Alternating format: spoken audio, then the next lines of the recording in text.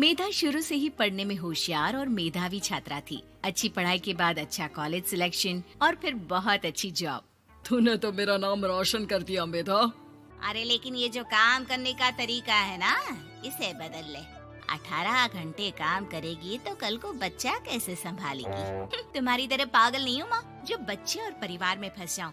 मैं तो जिंदगी खुल कर जीऊंगी। सब कहने की बात होती है बेटा, अपने बच्चे का सुख हर कोई चाहता है। वक्त बीतता है और मेधा की शादी हो जाती है। शादी के कुछ सालों में ही मेधा एक सुंदर से बेटे की माँ बन जाती है। अरे यार, मेरी मैटरनिटी लीव खत्म हो रही है, क्या करे? माँ भी नहीं आ सकती, कैसे मैनेज करूँ? ऐसा करते हैं, इसके लिए एक केयर टेकर रख लेते हैं, वो देखा करेगी इसे। मेधा को पति की बात जंच जाती है और वो केयर टेकर की तलाश शुरू कर देती है। एक दिन उन लोगों के घर एक महिला आती है जो दिखने में पढ़ी लिखी लगती है। जी, क्या काम है आपको? मैम, मेरा नाम स्नेहा है। आपका एड देखा केयर टेकर का, क्या मैं आपके यहाँ काम कर सकती हूँ?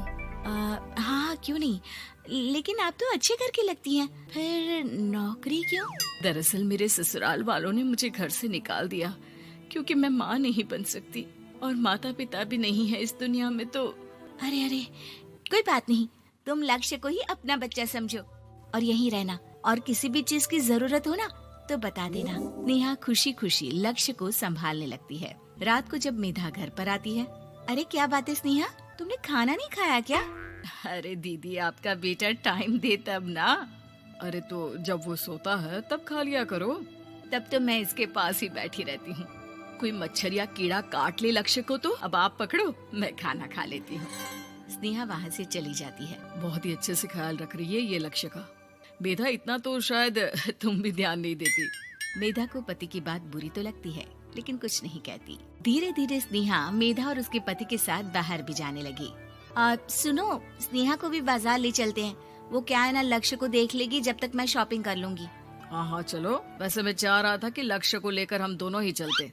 क्या यार, तुम तो फ्री में इमोशनल हो जाते हो, कितना देख लेंगे हम दोनों मिलकर, ले चलो उसे। कार से निकलकर मेधा और लक्ष्य रोड क्रॉस कर रहे थे कि सामने से कार आ जाती है। मेधा का ध्यान नहीं होता, लेकिन स्नेहा तुरंत लक्ष्य को मेधा से छीन लेती है। मेधा गिर जाती है और कार मेधा को छूकर निकलती है, जिससे मेधा को खून आ जाता है। पति मेधा को हाथ देकर उठाता है। स्नेहा लक्ष्य को लेकर गले लगाई रहती है। थैंक्स स्नेहा, मैंने तो ध्यान ही नहीं दिया था कि कार आ रही है। स्नेहा का गुस्सा मालकिन पर टूट पड़ता है।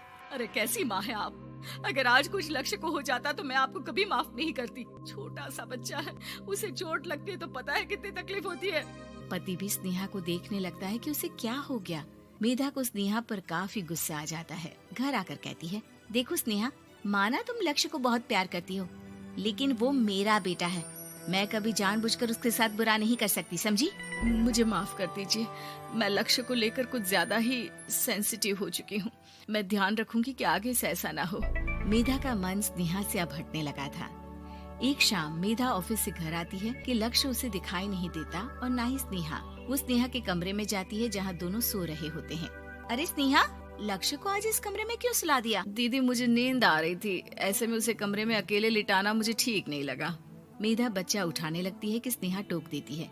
रहने दीजिए ना दीदी, सो रहा है, फालतू में नींद खराब हो जाएगी। मेधा को गुस्सा आ जाता है और वो बच्चा उठाकर वहाँ से चली जाती है। अगले दिन मेधा स्नेहा को बुलाती है, साथ में एक और लड़की खड़ी होती है। स्नेहा, अब तुम अपना कुछ और देख लो, हम लोगों को नई केयर टेकर मिल गई है, तुम इस हफ्ते घर छोड़ देना। स्नेहा का मन लक्ष्य को छोड़ने का नहीं करता, लेकिन नौकरी तो नौकरी होती है ना। स्नेहा घर से चली जाती है। धीरे धीरे महीने और साल बीतते जाते हैं और लक्ष्य एक नौजवान लड़का हो जाता है। लक्ष्य, आज मुझे मंदिर जाना है, ले चलोगे? ठीक है माँ, एक काम करके अभी वापस आता हूँ, तब तक आप और पापा दोनों तैयार हो जाइए। दोनों तैयार होकर बैठ जाते हैं, लेकिन लक्ष्य काफी देर